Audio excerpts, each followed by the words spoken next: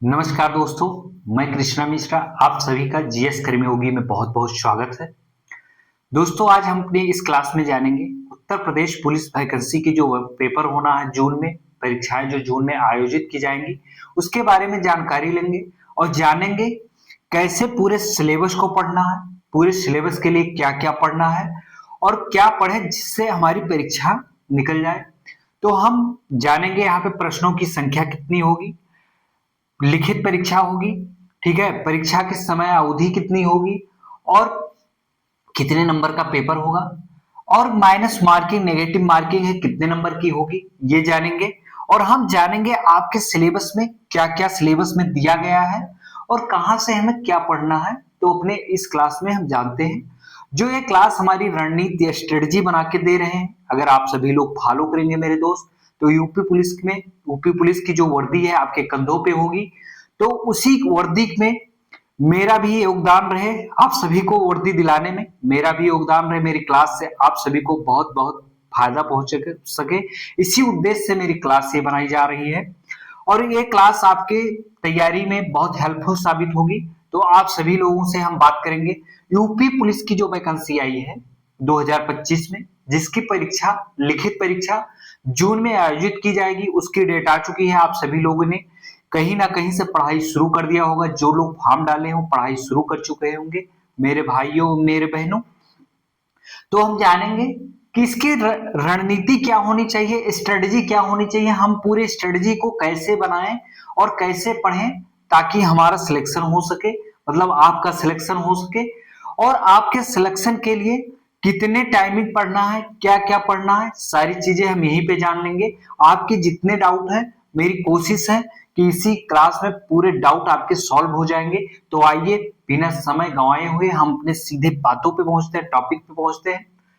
Uttar Pradesh police constable भर्ती 2025, ठीक है, उत्तर प्रदेश पुलिस कांस्टेबल भर्ती 2025 यानी कि यूपीपी की 2025 की वैकेंसी जितनी आई है उसके लिए लिखित परीक्षा होगी।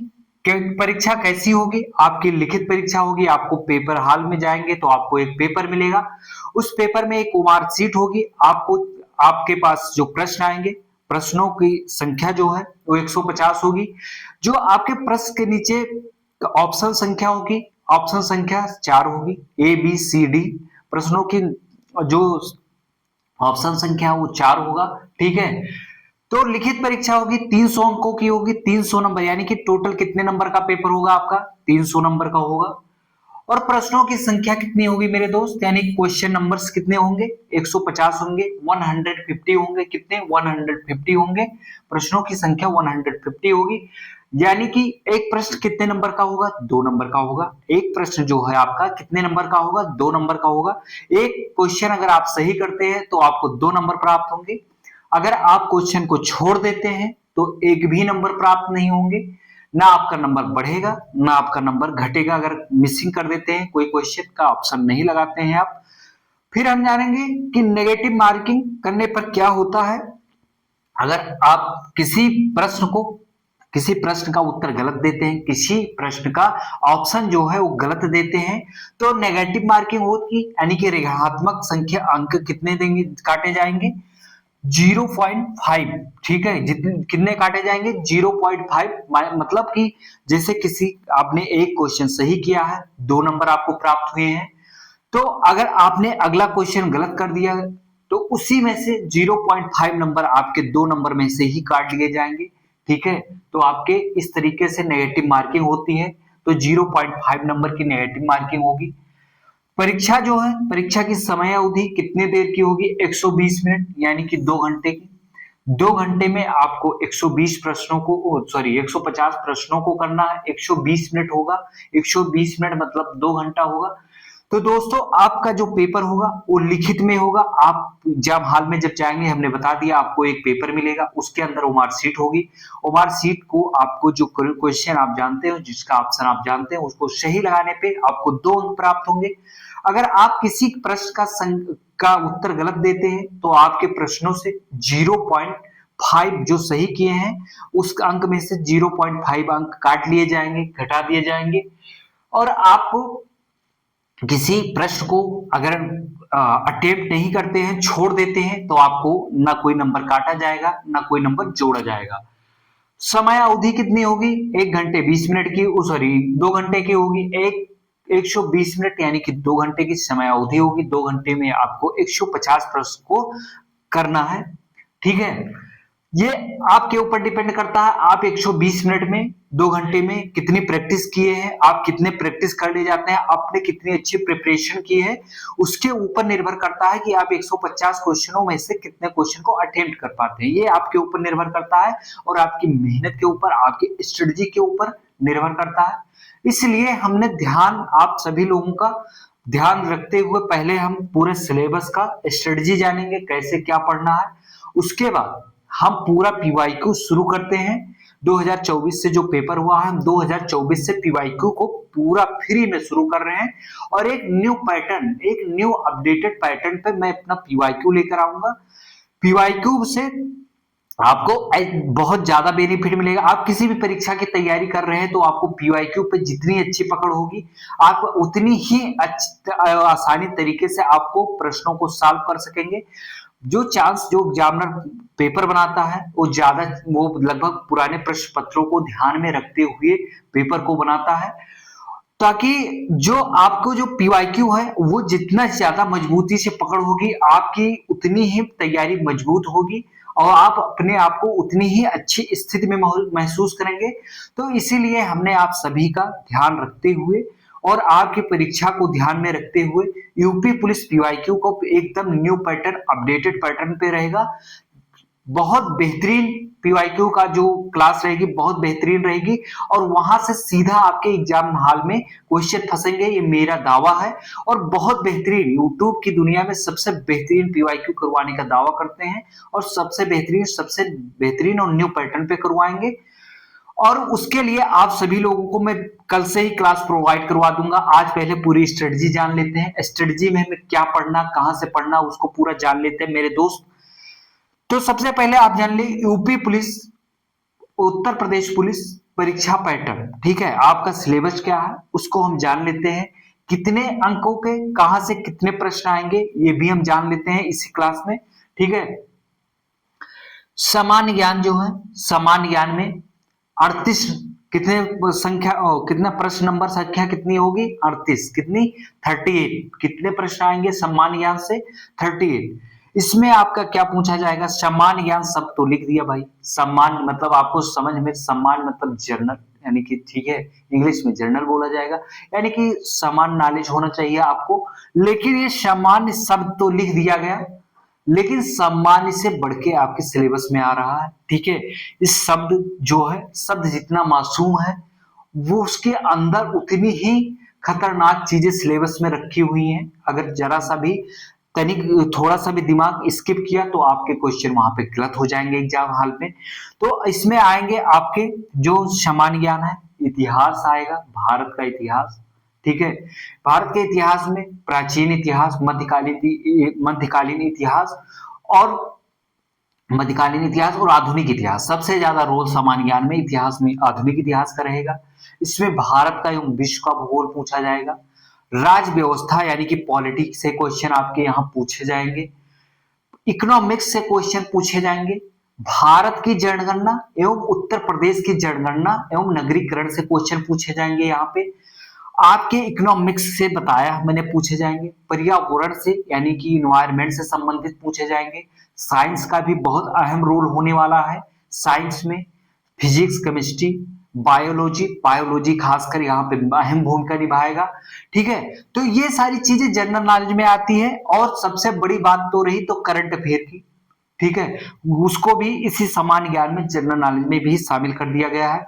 लगभग करंट अफेयर के काफी क्वेश्चन आपको देखने को मिल सकते हैं। लगभग 10 क्वेश्चन मिलेंगे आपको देखने को। इसी 38 क्वेश्चन में से 10 क्वेश्चन तो सिर्फ करंट अफेयर के लगभग आ जाएंगे। तो ये हुआ सामान्य ज्ञान। कहने का मतलब ये है कि सामान्य ज्ञान जितना मासूम शब्द है, जनरल नॉलेज जितना, ठीक है, सामान्य शब्द है, उसमें इतना ही चीजें भरी हुई हैं। तो आपको इसके बारे में जितना सिलेबस में दिया गया है, पॉइंट ऑफ व्यू से ध्यान को रखते हुए मैं पूरे सिलेबस को ठीक है, एक न्यू अपडेटेड पैटर्न पे पूरा पीवाईक्यू करवाऊंगा, एक एक टॉपिक वाइज पूरा पैटर्न मैं टॉपिक वाइज एक एक टॉपिक वाइज पीवाईक्यू करवाऊंगा। और पीवाईक्यू में वहीं पे मैं एक्सप्लेन कर दूंगा, चीजों को एक्सप्लेन कर दूंगा, कुछ चीजें जो लिखनी है यहाँ पे लिख दूंगा और कुछ चीजें आपको नोट्स बनाना पड़ेगा। और जो नोट्स बनाएंगे आप लोग हमारे पीवाईक्यू से, आपको इतना हेल्पफुल साबित होगा कि आप जब एग्जाम देकर बाहर निकलेंगे और मेरे क्लास देख कर जाएंगे पीवाईक्यू, तो फिर आप अपने आप को इतना रिलैक्स फील करेंगे कि देखिए कि वहां से क्लास देखे थे कितना फायदा मिल गया, कृष्णा सर की क्लास देखने से कितना फायदा मिलेगा आपको, ये जब आप पेपर देकर बाहर निकलेंगे तब आपको पता चलेगा।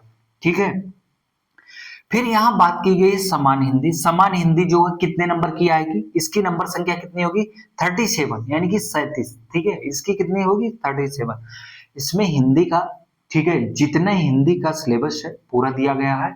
हिंदी भाई देखने में हिंदी आप सभी लोग हिंदी जानते हैं, और हिंदी हिंदी पट्टी के हम लोग बिल्कुल बोल सकते हैं सब हम लोग हिंदी पट्टी के लोग हैं। ठीक है, लेकिन भाई जो परीक्षा में हिंदी पूछी जाती है और जो हम लोग हिंदी बोलने में प्रयोग करते हैं, इसमें जमीन आसमान का अंतर है। ठीक है, तो हिंदी पे आप जरा सा भी लापरवाही की तो आपके हिंदी के प्रश्न बहुत चांस है गलत हो जाएंगे।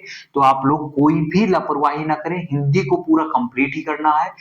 पीवाईक्यू में हम जनरल नॉलेज, समान ज्ञान यानी कि समान ज्ञान, समान हिंदी, ये सब पूरा बहुत बारीकी से एक एक प्रश्नों को हम उठाएंगे और इतनी बारीकी से वहीं पे क्लास में समझा देंगे और आपको इतना फायदा मिलेगा कि क्या बताएं।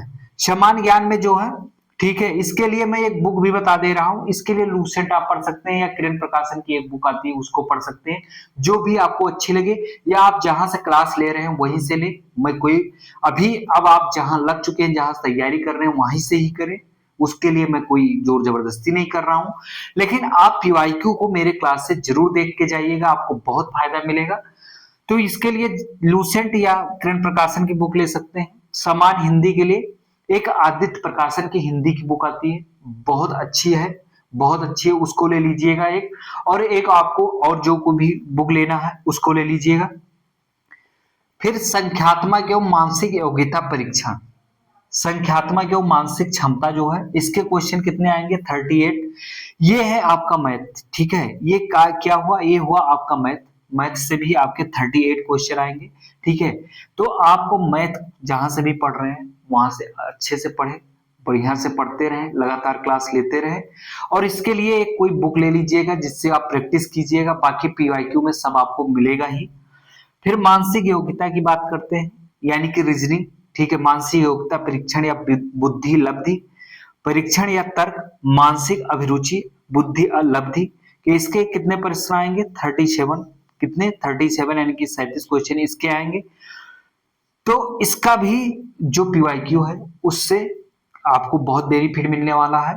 तो ये हुए आपके पूरे टोटल नंबर कितने, टोटल नंबर संख्या कितनी हुई प्रश्नों की 150। आप जोड़ लीजिएगा 38 37 38 37, ये कितने हुए टोटल 150 क्वेश्चंस हुए। ठीक है, तो 150 क्वेश्चन आपके जो है वो आएंगे पेपर में, और ये 300 नंबर का होगा। और इसके लिए जो पीवाईक्यू हम लेकर आ रहे हैं बहुत तगड़ा बूस्टर का काम करेगा आपके तैयारी में। आपकी तैयारी जितनी अच्छी होगी उसको और अच्छा बना देगा, एक बूस्टर का काम करेगा। तो उसके लिए हम पीवाईक्यू लेकर आ रहे हैं। पीवाईक्यू क्लास आपको कल से मिलना शुरू हो जाएगी। तो आप सभी लोग अभी से पीवाईक्यू लगाने के लिए कमर कस के तैयार हो जाए। और ये जो है बता दिए, समान ज्ञान चाहे जहां से पढ़ रहे हैं पढ़िए, लेकिन उसके लिए लूसेंट ले लीजिएगा। लूसेंट पढ़ेंगे तो बहुत अच्छा साबित होगी। ठीक है, और समान हिंदी के लिए एक आदित्य प्रकाशन की बुक आती है, और आप जहां से भी पढ़ रहे हैं उससे पढ़ लीजिए। मैथ और रीजनिंग जहां से भी आप पढ़ रहे हैं वहां से पढ़िए, लेकिन कोई बुक ले लीजिएगा, उससे प्रैक्टिस कीजिएगा। और टेस्ट जरूर देती रहिए। टेस्ट के साथ आपको पीवाईक्यू पे जितनी अच्छी पकड़ होगी आपकी उतना अच्छा आपका पेपर जाने वाला है। तो आप पीवाईक्यू पे अपनी पकड़ को मजबूत रखें और पीवाईक्यू को स्किप ना करें। तो पीवाईक्यू के क्लास हम कल से ला रहे हैं, और जो क्लास आएगी वो आपके तैयारी में बहुत बेहतरीन और बहुत अच्छी साबित होगी। तो इसके साथ अब चलते हैं। जय हिंद, धन्यवाद।